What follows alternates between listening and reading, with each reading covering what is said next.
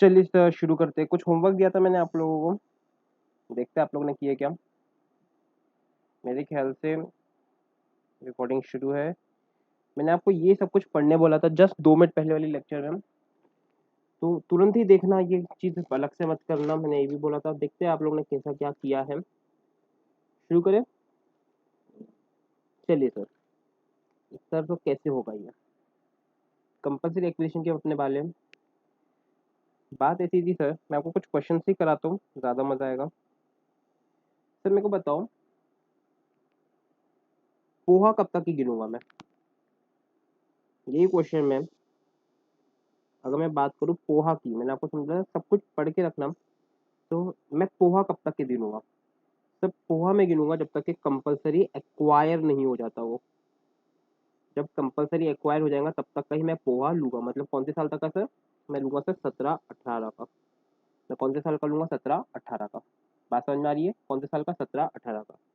इतना क्लियर है। अब सर टैक्सेबल हो जाएगा ये पता चल गया, इंडेक्सेशन निकालने के अब सब कुछ कर लोगे, मेरे को पता है। लेकिन सर अगर इसी क्वेश्चन में मान लो if if Mr. A is not satisfied with compensation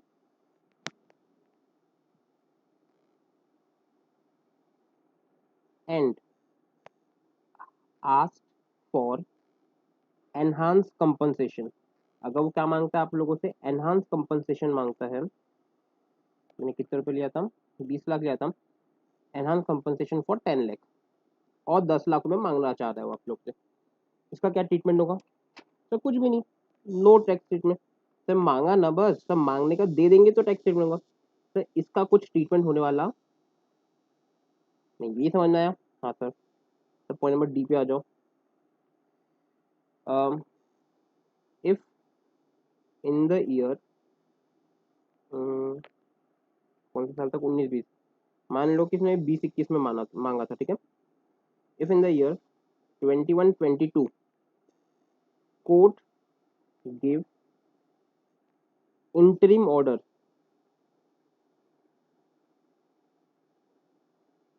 to pass 5 lakh to mister A. Court ने क्या दिया, इंटरिम ऑर्डर। इंटरिम ऑर्डर क्या होता है कि भाई छोड़ा मोड़ा इतना तो होगा, थोड़ा मोड़ा पैसा तो तुम दे दो, पूरा पैसा मत दो।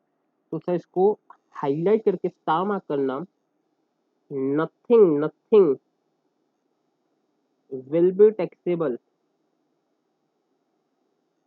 In the, nothing will be taxable. क्या लिखना, taxable in the year in which final order is given. जरा मेरे साथ समझने का ट्राई करना सर। अगर ये कौन सा ऑर्डर है, अगर यही यहाँ पे वर्ड होता है इंटरिम की जगह फाइनल ऑर्डर। इंटरिम ऑर्डर मतलब कि फाइनल ऑर्डर के पहले। बेटा जब तक कि कुछ भी टैक्सेबल नहीं रहेगा तब तक कि आपको फाइनल ऑर्डर आपके हाथ में मिल नहीं जाता। जब तक कि फाइनल ऑर्डर नहीं मिलेगा कुछ भी टैक्सेबल होने वाला नहीं है। बात समझ में आया।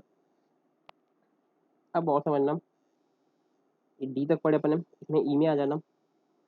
और 21-22 में थे हम, 23-24 में ए won the case and compensation was fixed.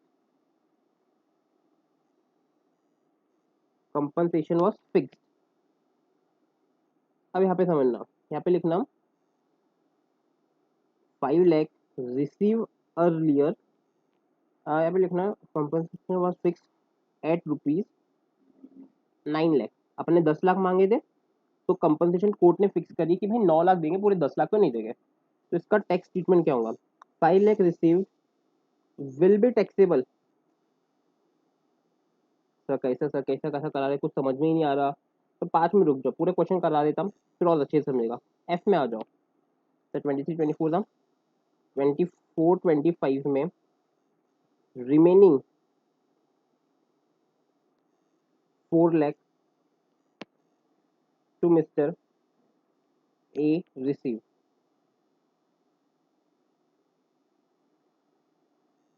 Remaining मान लो ऐसा लिखो, मैं इसको और थोड़ा कॉम्प्लिकेट कर देता हूँ ताकि सर आपको क्वेश्चन बाद में करने में मजा आए।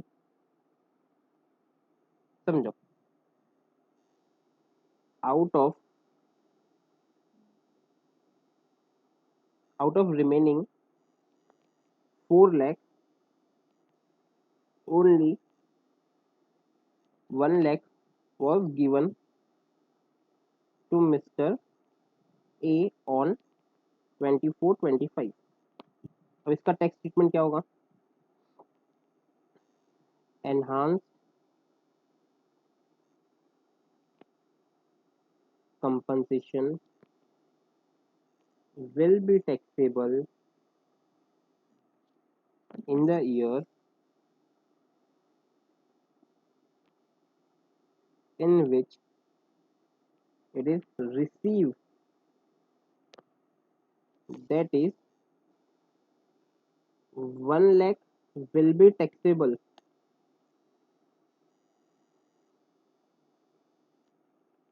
और सर कोआ क्या लेंगे फिर यहाँ पे?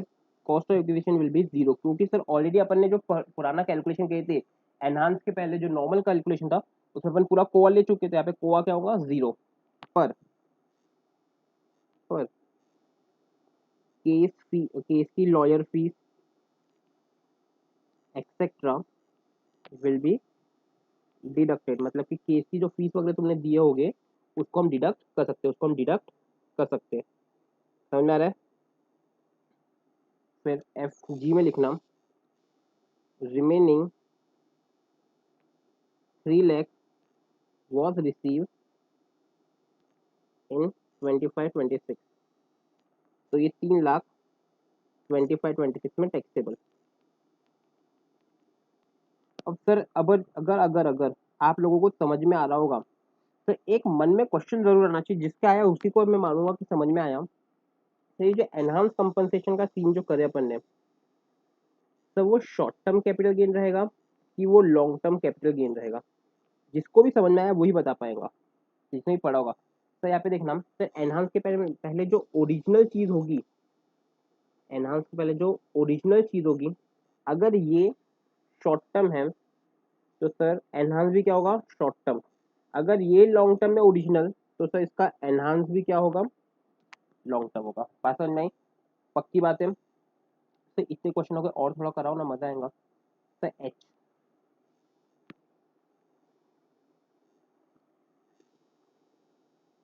Interest on enhance compensation. Sir मेरे को बताओ, 2017 के पैसे जो मिलने चाहिए थे तो मेरे को 2025 में दोगे, तो मैं क्या एनहांस कंपनसेशन में इंटरेस्ट भी नहीं लूंगा क्या तुमसे? सर तो लूंगा एकदम। तो सर मान लो मेरा 12-13 में कैपिटल एसेट कंपल्सरी एक्वायर हुआ, केस चला, 20 साल केस चल गया, मेरे को 23-24 में पैसा मिला। तो इतने सारे साल का क्या मिलेगा मेरे को? इंटरेस्ट। तो कितना सारा पैसा टैक्सेबल हो जाएगा? तो यहाँ पे एक डिडक्शन दिया हुआ है, आप लोगों को एक क्या दिया हुआ है? डिडक्शन मिला हुआ है 50%। 50% का क्या दिया हुआ है? डिडक्शन दिया हुआ। 50% का क्या दिया गया? डिडक्शन। किसमें? Interest on enhance compensation.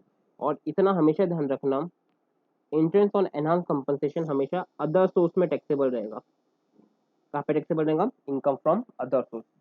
अगर मैं बोलूँ कि अब मैंने कितने क्वेश्चन के साथ, 1 2 3 4 5 6 7 8 क्वेश्चन के साथ में ये पूरा का पूरा खत्म कर दिया, आपका टॉपिक पूरा का पूरा क्या कर दिया? खत्म। अब सर कैसे?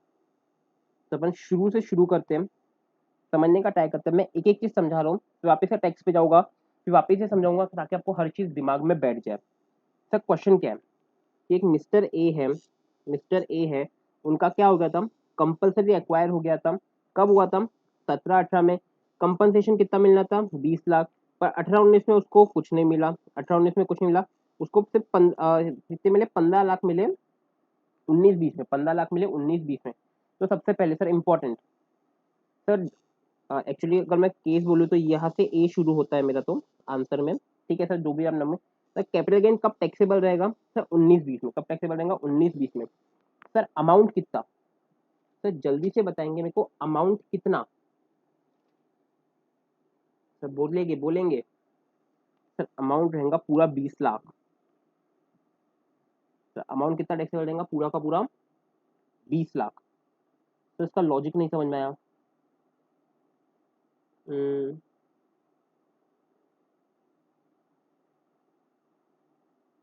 तो क्यों सर, अगर मैं आपको लेके जाऊं तो सर मैंने आपको यहाँ पे पहले ही बोला था कि सर अगर ये कोई भी साल में एनी कंपनसेशन कंपनसेशन और एनी पार्ट देयर ऑफ, और पैसे कहते हैं एनी पार्ट देयर ऑफ, ये वर्डिंग थी एनी पार्ट देयर ऑफ।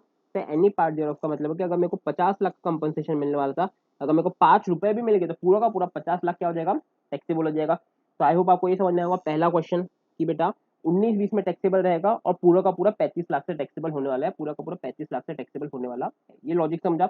हाँ सर, ये तो समझ में आ गया। अगला क्वेश्चन सर, पोहा कहाँ से लूंगा? सर जब से एक्वायर किया था सर, एक्वायर जब से भी किया होगा मैंने वो असेट को, कंपलसरी एक्वायर मैंने कब किया था पोहा, जब से एक्वायर किया था सर कब तक के लूंगा? फॉर से कि मशीन मैंने 2002 में खरीदी थी, बिल्डिंग जो है मैंने 2002 में खरीदी थी। सर कब कंपलसरी एक्वायर? सर 17 सर पैसा तो बाद में मिला ना सर, पैसा बाद में मिला तो क्या हुआ? तो पीरियड ऑफ होल्डिंग कब तक के रहेंगे से वो, जब तक के कंपलसरी एक्वायर नहीं हो जाता तब तक ही रहने वाली है। तो दूसरी चीज खत्म हो गई। तब पीरियड ऑफ होल्डिंग कब तक के रहेंगी, जब तक कि कंपलसरी एक्वायर नहीं हो जाता।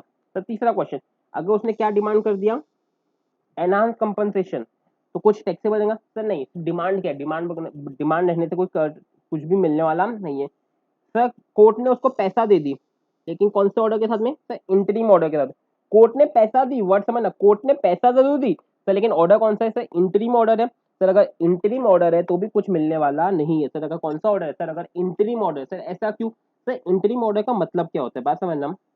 ये केस चल रहा है, यहाँ पे कोर्ट को लगता है कि केस जीत सकते हैं, तो उसके अगेंस्ट में एक इंटरिम ऑर्डर आ जाता है कि भाई कम से कम इतना पैसा तुम उसको दे दो, क्योंकि केस अभी और 5-6 साल चलेगा, कुछ नहीं चीजेंगे, तो एक काम करो इसको इंटरिम ऑर्डर के साथ इतना पैसा तो दे दो। बाकी का जब फाइनल ऑर्डर आएगा, जब फाइनल ऑर्डर आएगा तब देखेंगे। तो बेटा जब इंटरिम ऑर्डर आया था कुछ भी टैक्सेबल रहेगा क्या? नहीं सर, यहाँ पे इंपॉर्टेंट वर्ड है आप लोगों के लिए, नथिंग शैल बी टैक्सेबल। मैंने क्या बोला, जब टैक्सेबल कब रहेगा? जब फाइनल ऑर्डर आ जाएगा। उसके बाद में 23-24 में ए जीत गया, कंपनसेशन तय हो गया कितना, 9 लाख पे। लेकिन सर यहाँ पे क्या एक्स्ट्रा कुछ मिला क्या? तो ये डेट पे कुछ एक्स्ट्रा मिला क्या? सर नहीं, एक्स्ट्रा तो कुछ नहीं मिला। सर बात समझना, ये डेट पे कुछ एक्स्ट्रा मिला क्या इन लोगों को? सर एक्स्ट्रा तो नहीं मिला। सर तो कैसा सर मिला था ना सर, जो 5 लाख रुपए ऊपर जो मिले थे, यानी कि जब फाइनल ऑर्डर आ जाएगा, जब फाइनल ऑर्डर आएगा तब तक एनहांस कंपनसेशन का जितना भी रुपए मिलेगा, एनहांस कंपनसेशन का जितना भी रुपए मिलेगा वो टैक्सेबल, वो क्या हो जाएगा, टैक्सेबल। बात समझ में आ रही है? तो सर ये वही चीज थी कि जब उसने कंपनसेशन बोला कि यहाँ पे ए जीत गया, कंपनसेशन तय हो गया, लेकिन इसको पहले 5 लाख मिल चुके थे, तो ये जो ऊपर मिले थे इंटरव्यू पर, क्या वो टैक्सेबल हुए थे उस समय? नहीं, तो सर अभी टैक्सेबल हो जाएगी। अब सर अभी सिर्फ केस जीता, बाकी के 4 लाख रुपए मिलने के बचे। सर तो 4 लाख में सिर्फ 1 लाख मिला सर, लेकिन अपन ऊपर पड़े सर 1 लाख भी मिल गया तो पूरा का पूरा 4 लाख टैक्सेबल कर देंगे? सर नहीं, enhance compensation will be taxable in which it is receive. तो यहाँ पे पार्ट देयर ऑफ का कोई भी वर्डिंग नहीं है सर, अगर आप लोग ध्यान दोगे तो यहाँ पे पार्ट देयर ऑफ का कोई भी वर्डिंग नहीं, तो यहाँ पे टैक्सेबल कितना होगा? सर यहाँ पे टैक्सेबल सिर्फ 1 लाख रुपए होगा। सर कोआ क्या देगा सर? इसका 0, सर पूरा का पूरा वो टैक्सेबल हो जाएगा। अब सर वो लॉन्ग टर्म की शॉर्ट टर्म, सर अगर ओरिजिनल वाला शॉर्ट टर्म है तो शॉर्ट टर्म, अगर ओरिजिनल वाला लॉन्ग टर्म है तो लॉन्ग टर्म। उसके आंसर की जो लॉयर फीस वगैरह सर वो माइनस कर सकते हैं सर, वो एनहांस कंपनसेशन में से माइनस कर सकते हैं। अब सर रिमेनिंग का बाद में मिला तो सर जब जब मिलेगा तब वो टैक्सेबल हो जाएगा, जब मिलेगा तब वो टैक्सेबल हो जाएगा। सर अगली चीज, इंटरेस्ट ऑन एनहांस कंपनसेशन का क्या? सर इस समय कैपिटल असेट था सर, इधर पैसा, इधर वो पैसा आया सर, इंटरेस्ट तो बहुत सारा मिलेंगे सर, इसलिए डिडक्शन दे गया कितना परसेंट का? तो 50%। टैक्सेबल कहाँ पे होगा? सर टैक्सेबल होगा अदर सोर्स के अंदर। टैक्सेबल कब होगा? अदर सोर्स में। तो सर आप जल्दी से आप लोग इसको पॉज करिए, लिखिए, मेरे को लगता है आप लोगों ने लिखा भी होगा, इसको पॉज करके लिखिए पहले, समझिए, उसके बाद में मैं आपको वापस लेके जा रहा हूँ बुक में, तो पॉज करिए। चलिए सर मैं बुक में आ चुका हूँ आप लोगों की, और मजा करेंगे और अच्छे से पढ़ेंगे क्या चीज़ आपको दी हुई है। सर तो ईयर और टैक्सेबिलिटी अपने पढ़े थे, यहाँ पे देखो पार्ट देयर ऑफ वर्ड है ओरिजिनल वाले में, पर एनहांस में नहीं है, अब एनहांस पढ़ते हैं। Shall be taxable as capital gain in the previous year in which enhance amount is received, यानी जितना भी पैसा मिला है by SSC way full concession shall be taken the amount of enhance compensation है cost of acquisition shall be taken है क्योंकि sir कोआ और कोई अपन ऑलरेडी ऊपर ले चुके हैं ओरिजिनल में, तो ये क्या हो जाएगा zero. Legal expenses can be allowed है डिडक्शन और nature will be depend on original compensation. अगर ओरिजिनल वाला लॉन्ग टर्म तो ये भी लॉन्ग टर्म, अगर शॉर्ट टर्म तो ये भी short term. Taxable in the year final order this receive, sir interim order में कुछ भी टैक्सेबल होने वाला नहीं है सर, इंटरिम ऑर्डर में कुछ भी टैक्सेबल होने वाला नहीं है। और अगर capital gain of the share be recomputed by taking the reduce compensation, compensation the full value of. अब देखो ओरिजिनल अपन ने 30 मांगे थे, एनहांस मांगे, साले ने जो 20 मिला था उसको भी कम कर दिया, कोर्ट ने बोला 18 मिलना चाहिए, भाड़ में जाओ, तो सर रिड्यूस हो गया। तो जो कैपिटल गेन अपन ने रिकम्प्यूट करेंगे by taking the reduce compensation and consideration as the full value of, यानी कि रिड्यूस वाले को अपन मानेंगे कि फुल वैल्यू ऑफ कंसिडरेशन है अब की डेट पे, वापस से माइनस करेंगे उसमें से कोआ, और सर जो जितना लॉस आएगा उतना मैं रख लूंगा, सर इससे क्या होगा सेट ऑफ हो जाएगा। तो not so important for exam point of view, पर जनरल पॉइंट ऑफ व्यू के लिए इंपॉर्टेंट था। इसका मैं क्वेश्चन नहीं कराऊंगा क्योंकि एग्जाम फालतू का क्रिटिकल हो जाएगा। फिर compensation taxable in the hand of legal है, सर अगर एनहांस कंपनसेशन क्या हुआ, कोर्ट केस चला, कोर्ट केस 40 साल चला, उसमें उसका बच्चा भी मर गया, खुद भी मर गया, तो अगर कोई उसका लीगल हेयर को मिलता है, यानी सिंपल कहता है अगर खुद मर गया, अगर कोई अदर देन पर्सन को मिलता है, तो amount deem to be a capital gain of the recipient, recipient मतलब कि रिसीवर, जिसको भी ये पैसा मिला है। ये वर्ड आपको बार बार सुनना पड़ेगा जीएसटी में, रेसिपिएंट, तो रेसिपिएंट मतलब जिसको पैसा मिला, मतलब कि यहाँ पे कौन हो जाएगा लीगल हेयर। फिर sir interest on enhance compensation में होगा, ये कहाँ पे टैक्सेबल होगा, अदर सोर्स में होगा, और सर जब मिला उस साल होगा, अदर सोर्स में टैक्सेबल अमाउंट क्या होगा कि 50% ऑफ सच इंटरेस्ट, 50% का उसको डिडक्शन मिल जाएगा, 50% का उसको क्या मिलेगा, तो उसको 50% का डिडक्शन मिलेगा। बात समझ में आई अच्छे से, कोई दिक्कत नहीं है, आगे बढ़े। चलिए सर अब अगले में आ जाते हैं, वेरी वेरी वेरी इंपॉर्टेंट करना है इसको भी, तो बहुत अच्छा पॉइंट है। तो देखो ये आखिरी है, फिर तो अपना स्लम सेल वगैरह शुरू हो जाएगा, तो इसको जल्दी से खत्म करते हैं। मेरे को लग रहा है कि आज अगर आप 4 से 5 घंटे पढ़ोगे ना, तो आज के आज में मैं कैपिटल गेन आपका खत्म करवा दूंगा। आज लगातार आपके पास में लेक्चर्स आते रहेंगे थोड़ी थोड़ी देर में, हर आधे पौन घंटे में, तो आपको धीरे धीरे पूरा पूरा पढ़ना है, ठीक है बात है। तो चलिए सब देखते हैं क्या है। तो स्पेसिफाई एग्रीमेंट आने के पहले मैं आपको पहले समझाऊंगा क्या होता है, किस लिए होता है, फिर अपन देखेंगे। तो सेक्शन कौन सा है, तो सेक्शन याद रखना है 45(5)(a), 45(5)(a), समझो। अपने पीके भाई साहब थे, पीके अपने आमिर खान, इनके पास में एक जगह थी, ये बहुत ज़्यादा, आमिर खान बोले तो यार मिस्टर परफेक्शनिस्ट की ना याद आता है भाई, एकदम एथिकल पर्सन, एकदम जोधा वाला बंदा। जगह थी, 2012-13 में अक्वायर किया था, कितने में सर, 5 लाख रुपए में। कितने रुपए में सर, 5 लाख रुपए में। सर जगह बहुत बड़ी थी, यानी कि मान लो कि मुंबई जैसे शहर में, मुंबई के बीचों बीच, मुंबई के बीचों बीच एकदम बड़ी जगह। तो यहाँ पे अपने साल बीतते गए, अपने विजय भैया की नजर पड़ी पीके पे, बोला है यार इतनी बड़ी जगह है, इतनी बड़ी जगह, ये तो मेरे को होना, ये तो मेरे को होना।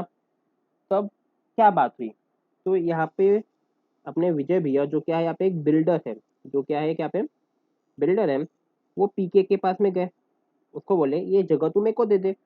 तो पीके बोला ऐसे कैसे दे दूं, मेरे पुरखों की जमीन है, मेरे को क्या मिलेगा।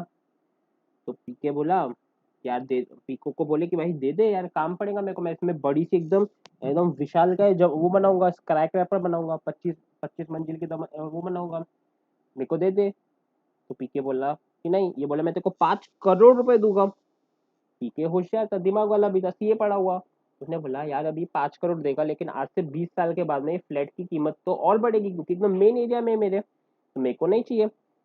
तो पीके सोच रहा है, पीके सोच रहा है, सोच रहा है, सोच रहा है, अब पीके करे क्या, पीको को समझ में नहीं आया, पीके को समझ में नहीं आ रहा, तो वो क्या करेगा सोचो। तो यहाँ पे एक अग्रीमेंट बना, पीके बोला कि एक काम कर, तू 25 फ्लोर की जब जमीन बना रहा है, 25 फ्लोर की बिल्डिंग बना रहा है, उसमें तू टोटल 50 फ्लैट बनाएगा, कम ले रहा, 100-150 फ्लैट बन जाते हैं, 50 फ्लैट, ये 50 फ्लैट में से 3 फ्लैट मेरे को दे दे, 3 फ्लैट क्या कर तू मेरे को दे दे, और उसके साथ में ठीक है, और जो उधर बोला 3 फ्लैट मेरे को दे, और उसके साथ में तू मेरे को 20 लाख रुपए कैश दे।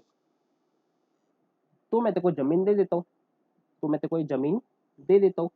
तो सर ये जो अरेंजमेंट हुआ, सर ये जो अरेंजमेंट हुआ, ये जो एक अग्रीमेंट हुआ, ये क्या हुआ, एक रजिस्टर्ड अग्रीमेंट हुआ।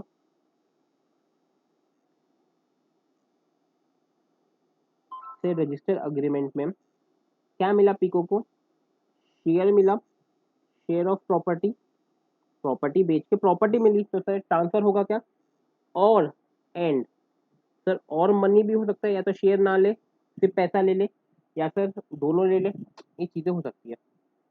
सर समझ में आया, तो ये सर ये चीज है, ये चीज है। तो इस समय क्या हुआ, पीके ने अपनी जमीन किसको दिया, बिल्डर को दिया, बिल्डर विजय को दिया उसने अपनी जमीन।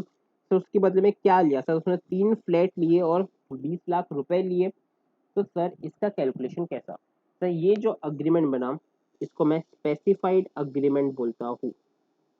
उसमें जो भयंकर भयंकर अमेंडमेंट आई है 2 साल पहले, इसी को क्या बोलता हूँ मैं, स्पेसिफाइड अग्रीमेंट बोलता हूँ।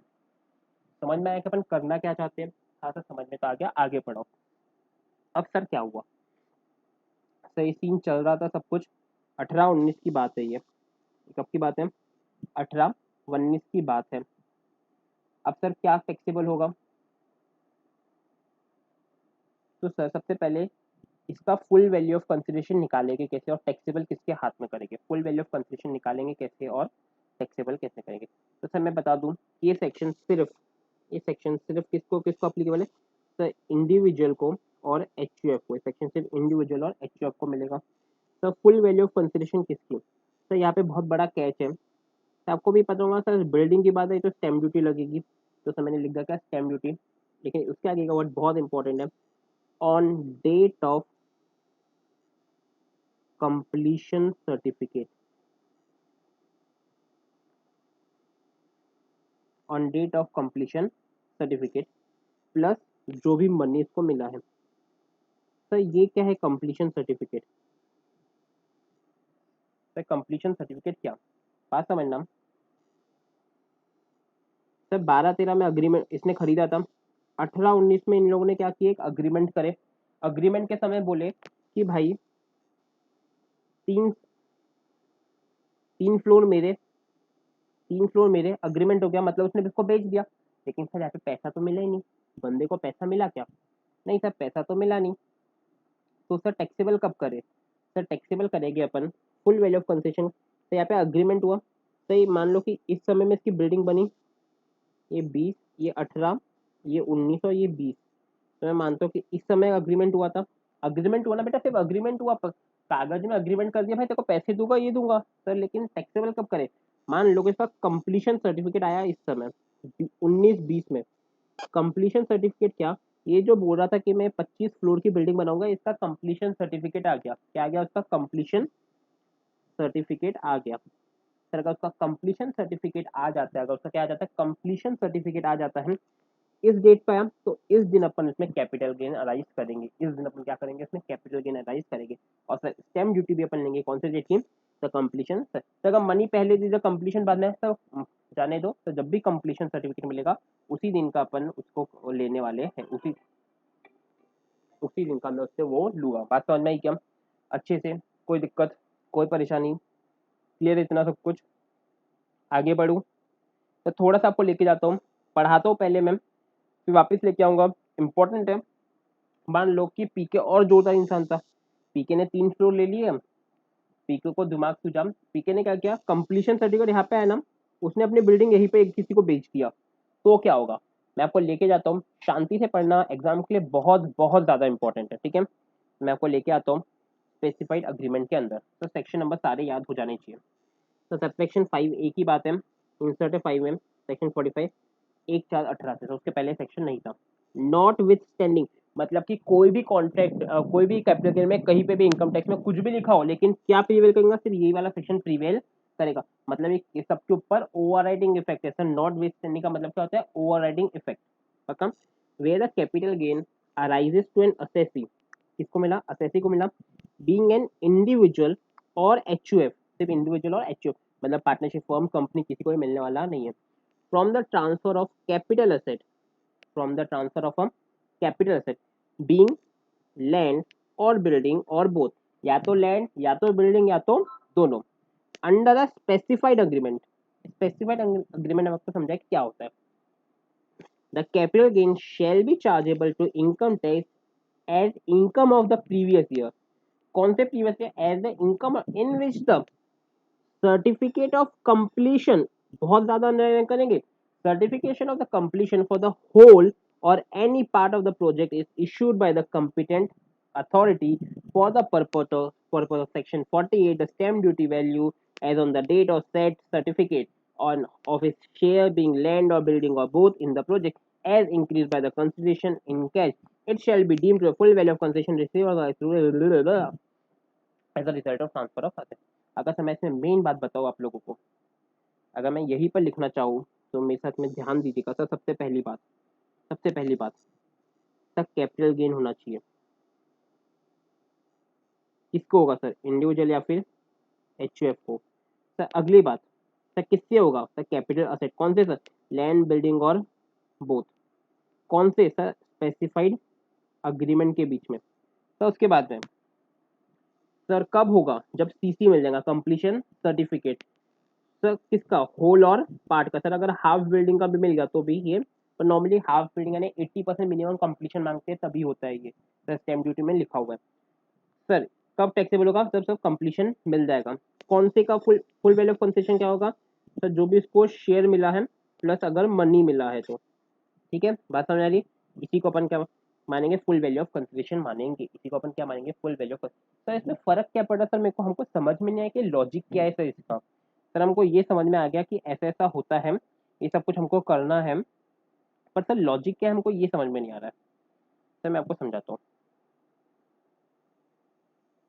आपको मैं पहले की कहानी बताऊंगा थोड़ी सी, कुछ लोगों को समझ में आ गया होगा, कुछ लोगों को समझ में नहीं आया होगा। तो मैं थोड़ी सी कहानी बताता हूँ। मैं देख लूँगा कितने मिनट का लेक्चर हुआ है। हाँ सर ठीक है, कोई दिक्कत नहीं है। तो कहानी समझो। अगर ये 2016-17 की बात है, 2016-17 की बात है, मैं अपने ड्राइंग रूम में बैठ के चाय पी रहा था।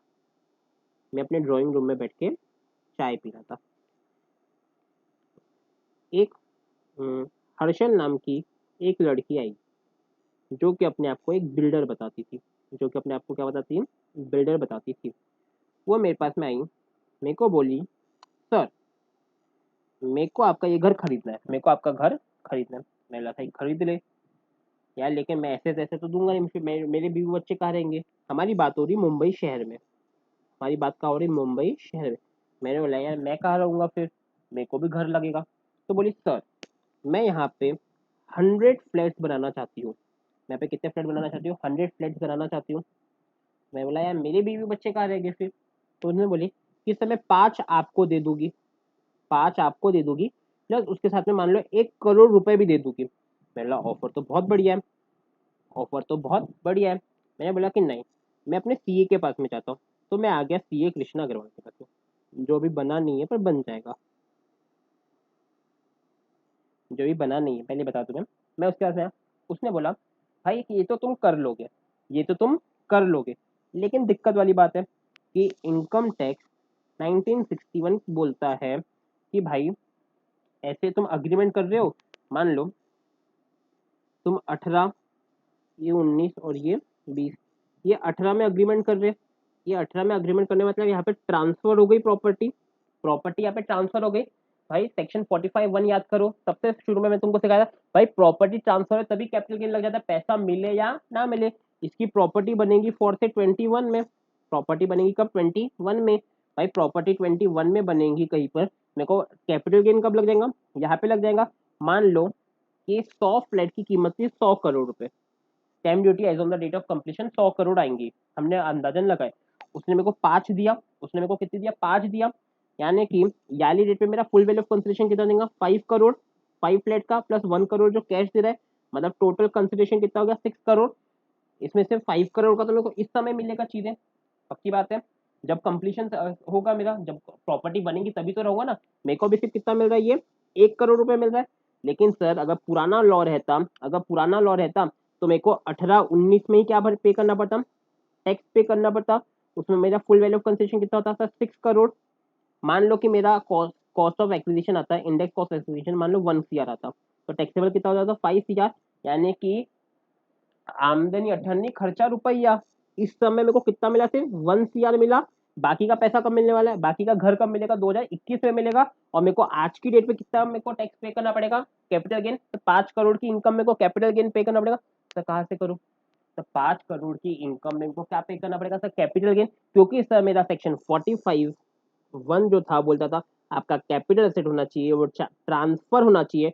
और सर जिस साल में ट्रांसफर होगा उसी में मैं क्या कर दूंगा सर, टैक्स लगा दूंगा। अगर सर पुराना वाला होता, सर अगर पुराना वाला लॉ रहता, तो मेरा जो सीए था मैं बोलता कि भाई मत कर, भाई मत कर। बोलेगा सर इतनी अच्छी अपॉर्चुनिटी, सर 1 करोड़ का घर 6 करोड़ में बिक रहा है, सर 5 फ्लैट मिल रहे, सर 5 फ्लैट की 10 साल बाद कीमत 10 करोड़ हो जाएगी।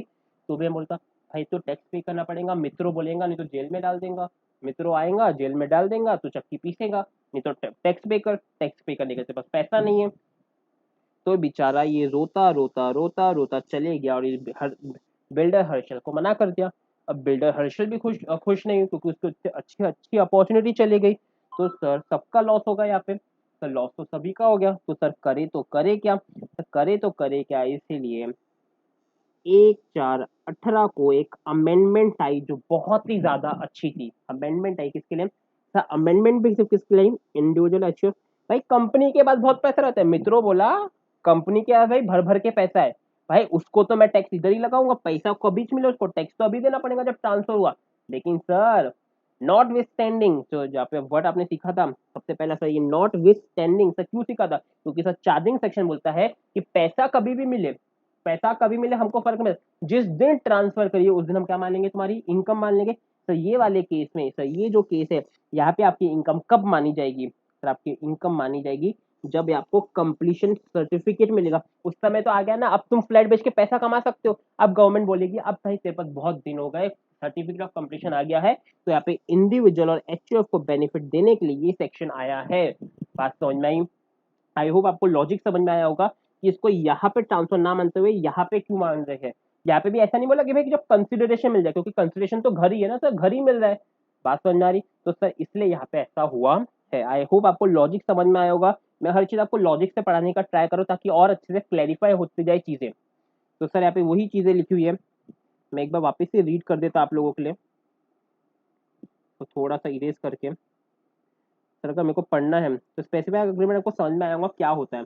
पहला वर्ड है नॉट विथ स्टैंडिंग, पहला वर्ड क्या है, नॉट विथ स्टैंडिंग। अगली चीज कि capital gain arises to an assessee being an, क्या होना चाहिए उसको, इंडिविजुअल या फिर एचयूएफ। क्या ट्रांसफर करेगा वो अपना कैपिटल एसेट, क्या होना चाहिए, लैंड बिल्डिंग या फिर दोनों। कौन से अग्रीमेंट के अंदर, सर कौन सा अग्रीमेंट होना चाहिए सर, स्पेसिफाइड अग्रीमेंट होना चाहिए। अग्रीमेंट कैसा होना चाहिए सर, स्पेसिफाइड ही होनी चाहिए।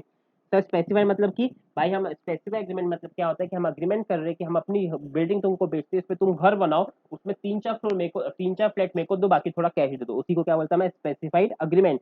चार्जेबल करेंगे income tax of the previous year in with the certificate of completion for the whole or part of the project issued by the competent authority for the purpose of section 42 stamp duty value. Sir taxable कब रहेगा, जब sir CC मिल जाएगा, completion certificate मिल जाएगा, तभी वो taxable होने वाला है, नहीं तो टैक्सेबल होने वाला नहीं है, नहीं तो टैक्सेबल होने वाला नहीं है। सर उसमें जो जो भी उसका शेयर रहेगा, मान लो कि सीसी वाली तारीख में, सीसी वाली तारीख में बंदे ने 100 फ्लैट बनाया, 100 फ्लैट का कीमत है 100 करोड़ रुपए, 100 फ्लैट की कीमत कितनी, 100 के 100 तुमको दिया क्या, नहीं सर मेरे को दिया 5 फ्लैट, तो सर मेरी फुल वैल्यू ऑफ कंसेशन कितनी हो जाएगी 5 करोड़।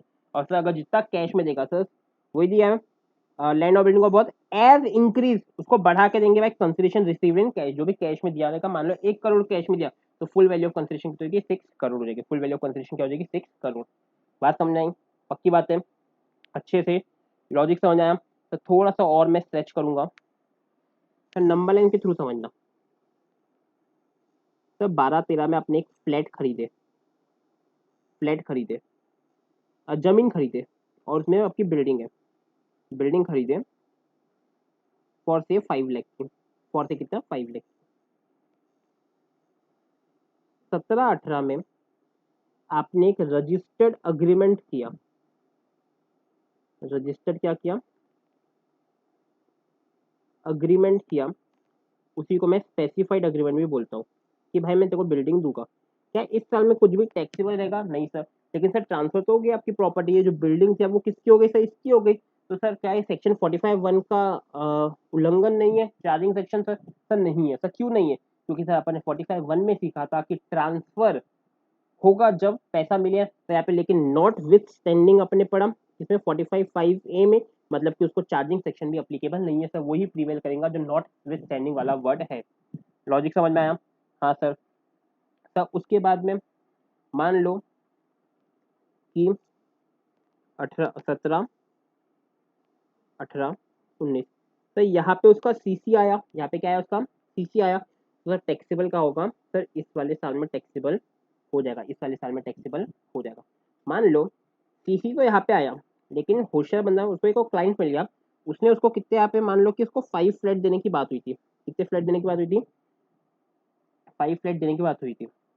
तो उसने अगर यहाँ पे मान लो कि दो फ्लैट बेच दिया, 2 फ्लैट बेच दिया, तो यही पर टैक्सेबल कर देंगे बेटा। उसका जो सीसी मिलने का इंतजार हम करेंगे नहीं, यहीं पे उसको टैक्सेबल कर देंगे, यहीं पे उसको टैक्सेबल कर देंगे। बात समझ आई? कोई दिक्कत, कोई परेशानी? समझ में आ रहा है? चलिए सर शुरू करता हूँ मैं और अच्छे से। अंदर से पढ़ेंगे, डीप में पढ़ेंगे, हर चीज़ आपको क्लेरिफाई करके देंगे। Provided that, provided that proviso है, provision of this subsection shall not apply with the assessee transfer is share in the project on or before the date of issue of set completion of certificate। मतलब कि अगर उसने certificate ये CC के पहले ही अगर अपने फ्लैट उसने बेच दिया तो उसको प्रोविजो मिलने वाला नहीं है, उसको ये प्रोविजो मिलने वाला नहीं है। And the capital gain shall be deemed to be income of the previous year in which such transfer take place, यानी कि जब वो बेचेगा तब अपन उसको ट्रांसफर मान लेंगे। Of the provision of this other than the provision of this subsection shall apply to the purpose of determination full value of according the result of transfer। ये चीज लिखी हुई है उसमें। Special provision for computation of capital gain in case of joint development agreement 45(5) has been inserted for the assessment at 1819 to provide a special provision for computation of capital gain in case of assessee transferring a capital asset pursuant to a joint development agreement। मतलब जो अपन ने पढ़े वही चीज है, ये special section उन्होंने डाले। ये सब आप इससे इलेबोरेट करें कौन कौन सी असेसी को क्या होना चाहिए, इंडिविजुअल और एचएफ। तो ये रिविजन के लिए डाला गया है नोट्स में, ताकि ये जो कॉम्प्लेक्स लैंग्वेज है ऊपर लॉ की ये आपने पढ़ लिया तो एक बार आपको समझ में आना चाहिए क्या क्या होना चाहिए, तो आपको इजी लैंग्वेज में बता गया। कैपिटल गेन एनालाइज होगा ट्रांसफर ऑफ कैपिटल एसेट की, कैपिटल क्या होना चाहिए, लैंड और बिल्डिंग। तो कौन सा अग्रीमेंट होना चाहिए, तो स्पेसिफाइड अग्रीमेंट होना चाहिए। कंसिडरेशन इंक्लूड अ शेयर, तो ये इंपॉर्टेंट, कंसिडरेशन में इंक्लूड होना चाहिए क्या, शेयर होना चाहिए, किसका, लैंड बिल्डिंग और बोथ का। Assessee has not transfer share in the project on or before the date of completion certificate. मतलब कि तो अगर जो उसको शेयर मिला है, जो उसको शेयर मिला है वो सर ये सीसी के पहले उसको कहीं किसी को भी ट्रांसफर नहीं, अगर वो ऐसा कर देता है, अगर सीसी के पहले ट्रांसफर कर देता है तो उसको ये सेक्शन मिलने वाला नहीं, उसको ये वाला सेक्शन मिलेगा नहीं। फिर सर उसको कौन सा सेक्शन मिलेगा, सर उसको सेक्शन मिलेगा नॉर्मल 45(1) जो अपन ने पढ़े थे, नॉर्मल 45(1)। मतलब कि सर मेरे को एक बात बताइए, सर इसने यहाँ पे 2 फ्लैट बेचा, सर मिले तो 5 थे, तो सर यहाँ पे पांचों फ्लैट का टैक्सेबल हो जाएगा कि सर 2 फ्लैट का? सर बहुत बड़ी बात बोल रहा सर, यहाँ पे पांचों फ्लैट, पांचों फ्लैट टैक्सेबल हो जाएंगे, सिर्फ 2 फ्लैट की बात नहीं है, तो यहाँ पे पांचों के पांचों फ्लैट क्या हो जाएंगे, टैक्सेबल हो जाएंगे। बात समझ में आई? अगर उसने एक भी फ्लैट बेच दिया सीसी के पहले, अगर उसने एक भी फ्लैट बेच दिया सीसी कंप्लीशन सर्टिफिकेट के पहले, तो उसके सारे के सारे जितने भी फ्लैट रहेंगे सारे के सारे क्या हो जाएंगे, टैक्सेबल हो जाएंगे, सारे के सारे क्या हो जाएंगे, टैक्सेबल हो जाएंगे। बात समझ में आई? तो कहानी आप लोग बना सकते हैं, लिख भी सकते हैं, जो भी आपको लिखना है साथ साथ में लिखते रहो, इसलिए मैं बोलते रहता हूँ, तो समझ में नहीं आता कि क्या लिखे। Whole of a project issued by the competent authority. If the aforesaid condition is satisfied, then full value of consideration received on the accruing as a result of transfer shall be equal to stamp duty value, the share of land building of both, and the date of issue of certificate plus consideration upon already देखे। Capital gain shall be chargeable to income of the previous year, जब भी उसको जो CC मिला है उस साल में टैक्सेबल रहेगा। If in the share of transfer is on or before the aforesaid completion, then capital gain shall be deemed to be income in which the transfer take place। जब भी ट्रांसफर प्लेस किया तब का income मानेंगे अपन। And the provision of act other than the provision of 45(5) shall apply to the determination. मतलब कि 45(1) को छोड़ के सारे प्रोविजन उसको लगने वाले, मतलब कि उसमें क्या लगेगा, 50(c) लगेगा डिटर्मिनेशन के लिए, स्टैम्प ड्यूटी वैल्यू, अग्रीमेंट की डेट या फिर रजिस्ट्रेशन की डेट एक्सेट्रा के लिए। फिर objective behind the amendment in the memorandum explaining, तो एक्चुअली क्या होता है, तो जब अमेंडमेंट आते हैं ना तो उसके पीछे ना एक मेमोरेंडम छपा रहता है फाइनेंस एक्ट के पीछे, उसमें वो ऑब्जेक्टिव बताता है कि हमने ऐसा क्यों लाया। तो मैं आपको ऑलरेडी बता चुका हूँ ऑब्जेक्टिव क्या है। Under the executive provision of section 45 capital gain is chargeable in which the transfer take place except in certain cases, transfer अपने इंटरनल बोले कि include any arrangement of taxation where rights are handed over in execution of part performance. यहाँ पे मैंने अपना right they दिया कि भाई तुम मेरी जगह पे बना सकते हो, तो ये भी ट्रांसफर है। Even though the legal title has not been transfer, legal title नहीं हो लेकिन मैंने अपना राइट तुमको दे दिया इस जगह का कि अब तुम इसमें कर सकते हो, तो इसको भी मैं क्या बोलूंगा, ट्रांसफर ही बोलूंगा।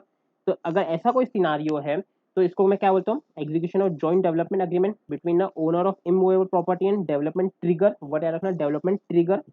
तो capital gain liability in the hand of the owner in which the position of handed over the developer, मतलब कि जिस साल में अग्रीमेंट हो उस साल तुमने पोजीशन दे दी, भाई तू तोड़ वोड़ तो कुछ भी कर।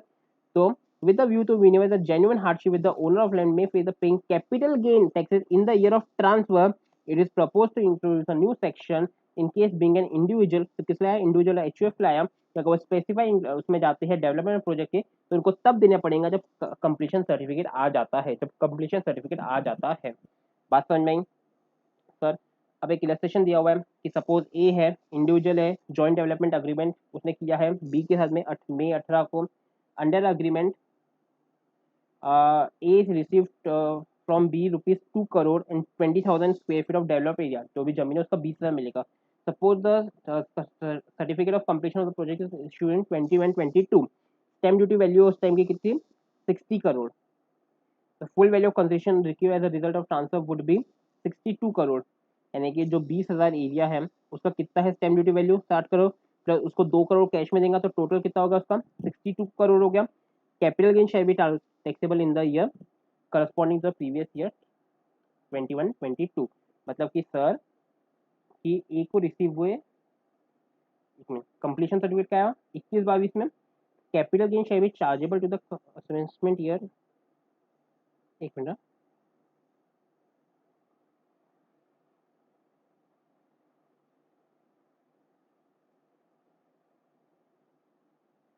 एक सेकेंड बस रुकना।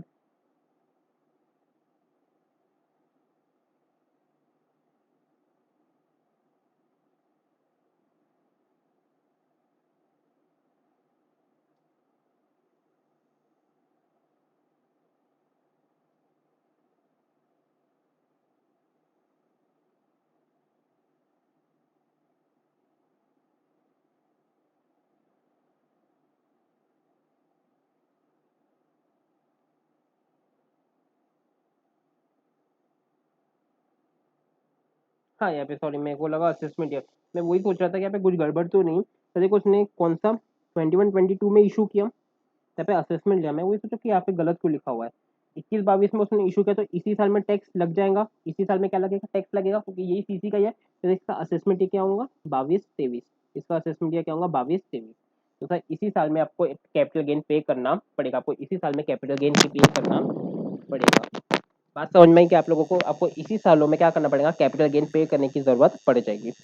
आई होप आपको समझ में आया होगा। मैं इसको ऑफ कर रहा हूँ अब, काफी अच्छे से पढ़िए अपना। ऑलमोस्ट यहाँ पे 90% चीजें हो सकती है, 90 नहीं 70% बोलूंगा। 10-15% के अपन को एक्सेप्शन पढ़ने हैं, क्वेश्चंस करने हैं, और उसके बाद में फिर इसका टैक्स लायबिलिटी निकालना है किस तरीके से। दो सेक्शन इंपॉर्टेंट बचे, 1112 112 ए और 111। तो मिलते हैं नेक्स्ट लेक्चर में। Thank you.